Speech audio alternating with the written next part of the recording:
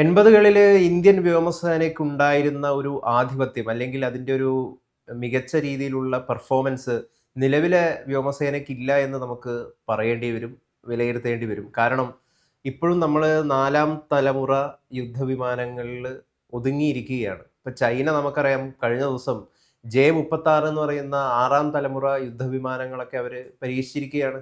India ഇപ്പോഴും 4ാം തലമുറയിൽ നിൽക്കുകയാണ്. നമുക്കറിയാം 1982 മിഗ് 25 പോലുള്ള വലിയ അത്യാധുനിക വിമാനങ്ങൾ അന്നത്തെ കാലത്ത് ഇന്ത്യ പരീക്ഷിച്ചിട്ടുണ്ട്.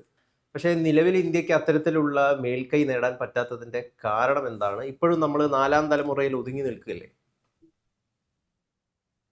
1981 ഇന്ദിരാഗാന്ധി പ്രധാനമന്ത്രിയായിരിക്കുന്ന സമയത്ത് ലോകത്തിലെ ഏറ്റവും മികച്ച യുദ്ധവിമാനമായ മിഗ് 25 ഫോക്സ് ബാറ്റ് റഷ്യയിൽ നിന്നും ഇന്ത്യക്ക് ലഭിച്ചു. ആ മിഗ് 25 75,000 അടി ഉയരത്തിൽ പറക്കുന്ന അമേരിക്കയുടെ ഒരു വിമാനത്തിനും അതിന്റെ അടുത്തെത്താൻ പറ്റില്ല.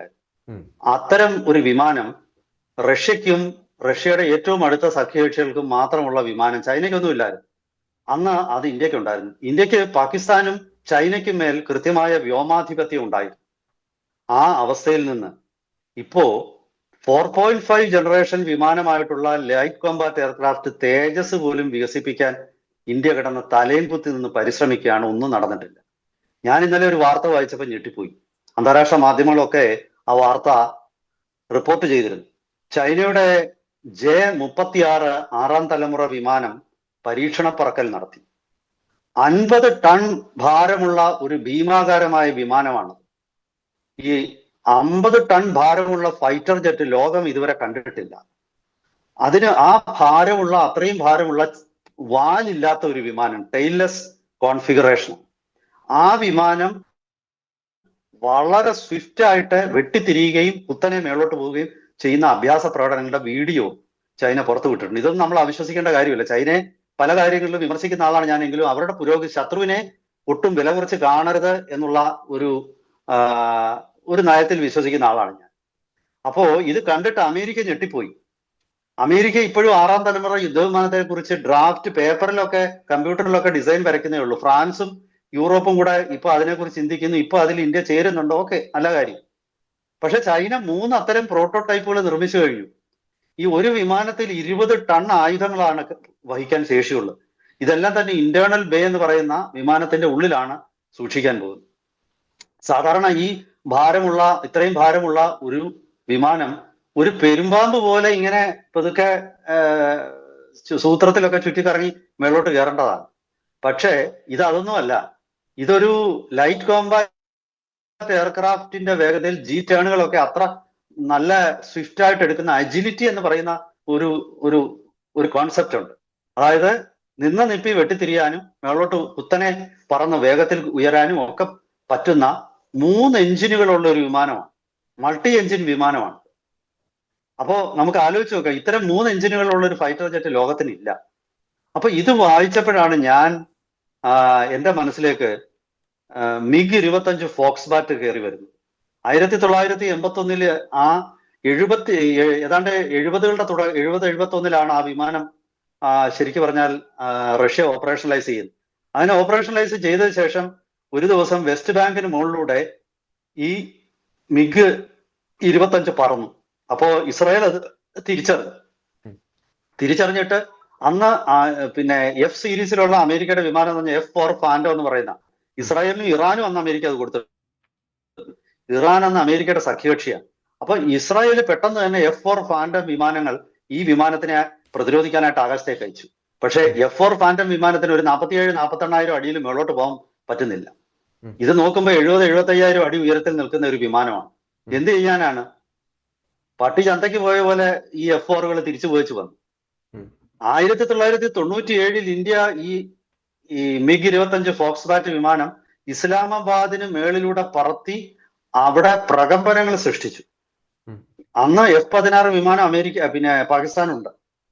അത്ര മുൻപൊന്നുമല്ല, 1997 പെട്ടെന്ന് F-16 വിമാനങ്ങൾ പാകിസ്ഥാൻ മുകളിലോട്ട് പറത്തി. പക്ഷെ ഒന്നും ചെയ്യാൻ പറ്റിയില്ല. F-16ന്റെ ഓപ്പറേഷണൽ ഫ്ലൈറ്റ് സീലിംഗ് എന്ന് പറയുന്നത് 50,000 അടിയാണ്. അതിനെ 25,000 അടി മുകളിലാണ് ഈ വിമാനം പറക്കുന്നത്. ഒന്നും ചെയ്യാൻ പറ്റത്തില്ല. ബഹിരാകാശത്തിന്റെ അടുത്തൂടാണ് ഈ വിമാനം പറക്കുന്നത്. സ്ട്രാറ്റോസ്ഫിയറിലാണ്. ഒന്നും ചെയ്യാൻ പറ്റുന്നില്ല. അവസാനം പാകിസ്ഥാനും തിരിച്ചിറങ്ങി, നാണക്കേടായി. ഇന്ത്യക്ക് ആ വ്യോമ ആധിപത്യം ഉണ്ടായിരുന്നു ദക്ഷിണേഷ്യയിലും ചൈനയുടെ മുകളിലും. പക്ഷെ അതിൽ നിന്നും എങ്ങനെ പെട്ടെന്ന് ഇതിലേക്ക് എത്തി എന്നൊരു ചോദ്യം ഉണ്ട്. ഈ ഒരു ദയനീയ അവസ്ഥയിലേക്ക് ഒരു തരത്തിൽ ഒന്നാം UPA സർക്കാരും രണ്ടാം UPA സർക്കാരും തന്നെയാണ് ഇതിന്റെ ഉത്തരവാദികൾ. ആ കാലഘട്ടത്തില് ഞാൻ അതിലേക്കും വരാം. മോദിക്കും ഇക്കാര്യത്തിൽ ഒന്നും ചെയ്യാൻ പറ്റിയില്ല. അതും നമ്മൾ പറഞ്ഞേ പറ്റൂ. ഈ നരസിംഹറാവുവിന്റെ കാലത്താണ് അവസാനമായിട്ട് ഇന്ത്യ വിമാനം വാങ്ങിക്കാൻ വേഗം തീരുമാനമെടുക്കുന്നത്. സുഖോയ് MK-30 എന്ന വിമാനം വാങ്ങിക്കാനുള്ള ആദ്യത്തെ ചർച്ചകൾ നടക്കുന്ന 1994 നരസിംഹറാവുവിന്റെ കാലത്താണ്. അത് വളരെ വേഗത്തിൽ പുരോഗമിച്ചു. 1996 വെറും 2 വർഷത്തിനുള്ളിൽ ദേവഗൌഡയുടെ കാലത്ത്, ദേവഗൌഡ നമ്മൾ ഈ ഉറങ്ങിയിരിക്കുന്ന പ്രധാനമന്ത്രി ആയിരുന്നു എന്നൊക്കെ പറയും, പക്ഷെ ദേവഗൌഡയുടെ കാലത്ത് ആണ് ഈ സുഖോയ് MKI വാങ്ങിക്കാനുള്ള കരാർ ഒപ്പിടുന്നത്. വെറും 2 കൊല്ലത്തിനുള്ളിൽ ചർച്ചകളൊക്കെ പൂർത്തിയാക്കി അത് ഒപ്പിട്ടു. വാജ്പേയി സർക്കാരിന്റെ കാലത്ത് 2001 ഒരു നല്ല കാര്യം അദ്ദേഹം ചെയ്തിരുന്നു. അതായത് സുഖോയ് വിമാനങ്ങൾ അതായത് ദേവഗൌഡയുടെ കാലത്ത് കരാർ ഒപ്പിട്ടിരുന്ന സുഖോയ് വിമാനങ്ങൾ യഥാർത്ഥത്തിൽ ഇന്ത്യയിൽ നിർമ്മിക്കാനുള്ള തീരുമാനം ആയത് വാജ്പേയി സർക്കാരിന്റെ കാലത്താണ്. പിന്നീട് ഒന്നാം UPA സർക്കാർ അധികാരത്തിൽ വന്നതിന് ശേഷം സംഭവിച്ചതെന്ന് വെച്ചാല് ഈ വിമാനം വാങ്ങിക്കാനുള്ള പ്രൊസീജിയറുകളെല്ലാം അങ്ങ് സങ്കീർണമാണ്.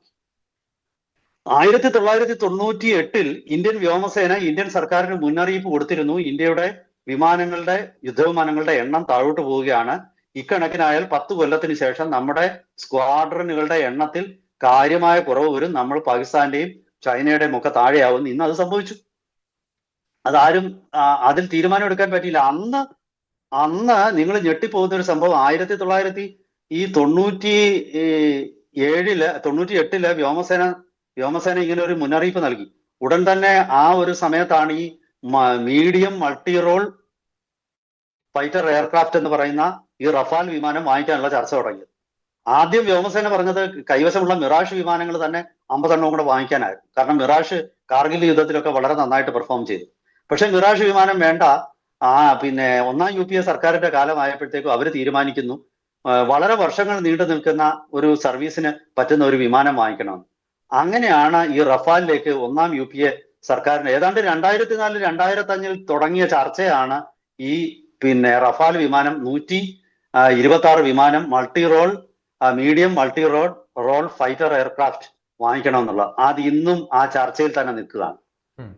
അതായത് വഞ്ചി തിരുനക്കരെ തന്നെ നിൽക്കുന്നു, തുടങ്ങിയെടുത്ത് തന്നെ അതുപോലെ നിൽക്കുകയാണ്. ഈ ഒന്നാം UPA സർക്കാരും രണ്ടാം UPA സർക്കാരും ഇത് വാങ്ങിക്കാനുള്ള പ്രൊസീജിയർ കൂടുതൽ കോംപ്ലക്സ് ആക്കി. അതാണ് ഇതിനകത്ത് സംഭവിച്ച ഏറ്റവും വലിയൊരു കുഴപ്പം. അതായത് DPP എന്ന് പറയുന്ന procurement procedure, defence procurement procedure 1992 ആ പ്രൊസീജിയർ വീണ്ടും അമെൻഡ് ചെയ്തിട്ട് അതിനകത്തിൽ ഓഫ്സെറ്റ് ക്ലോസ് എന്ന് പറയുന്നത് ഉണ്ടാക്കി. നമ്മൾ അങ്ങോട്ട് കൊടുത്താൽ കുറെ പൈസ അവരിവിടെ നിക്ഷേപിക്കണം. ആരാ അങ്ങനെ നിക്ഷേപിക്കുന്നത്? ആരും ചെയ്യത്തില്ല. അതുപോലെ തന്നെ ഓരോ സമയത്തും ഇത് കോംപ്ലക്സ് ആക്കി കൊണ്ടുവന്നു. DPP പിന്നെയും പലതവണ അത് അമെൻഡ് ചെയ്തു.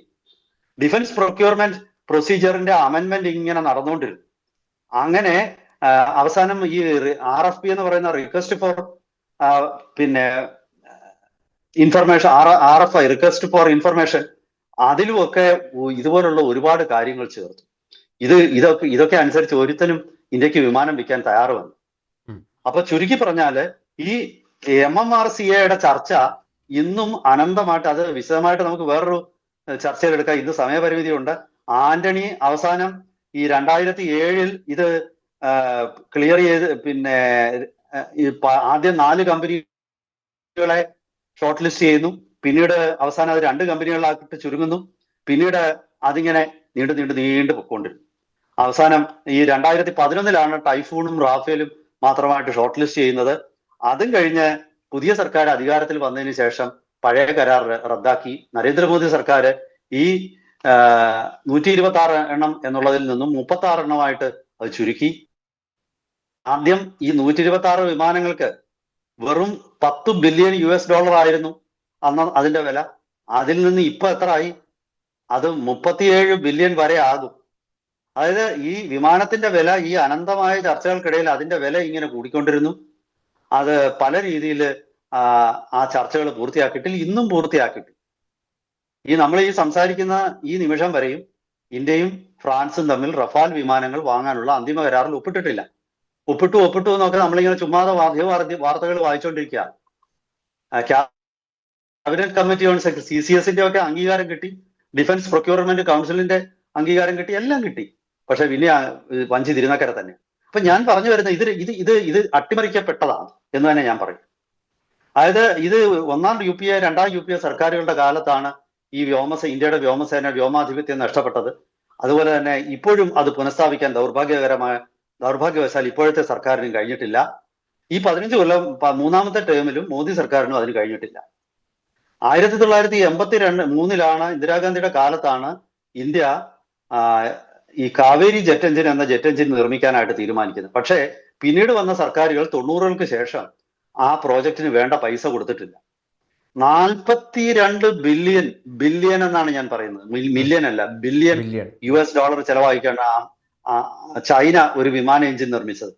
ഇന്ത്യ ഈ പ്രോജക്റ്റിനായിട്ട് ആകെപ്പാടെ അനുവദിച്ചിരുന്നത് വെറും 1/2 ബില്യൺ ആണ് എന്നാണ് പറയുന്നത്. അപ്പൊ ആലോചിച്ച് നോക്കി, കക്ഷത്തിയിരിക്കുന്ന പോകാതെ ഉത്തരത്തിൽ എടുക്കാൻ പറ്റും.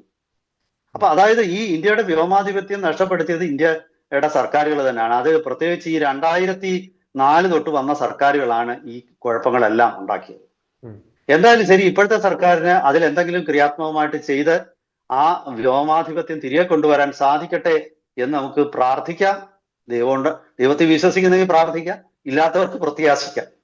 ഇതിനപ്പുറത്തോട്ട് എനിക്ക് തൽക്കാലം ഒന്നും പറയാനില്ല. സമയ പരിമിതി മൂലം ഞാനിത് ഇവിടെ അവസാനിപ്പിക്കുകയാണ്. വരും ദിവസങ്ങളിൽ ഇതിന്റെ ഓരോ ഘടകങ്ങളും എടുത്ത് വിശദമായിട്ട് നമുക്ക് ചർച്ച ചെയ്യാം. അതുവരെ എല്ലാവർക്കും നമസ്കാരം.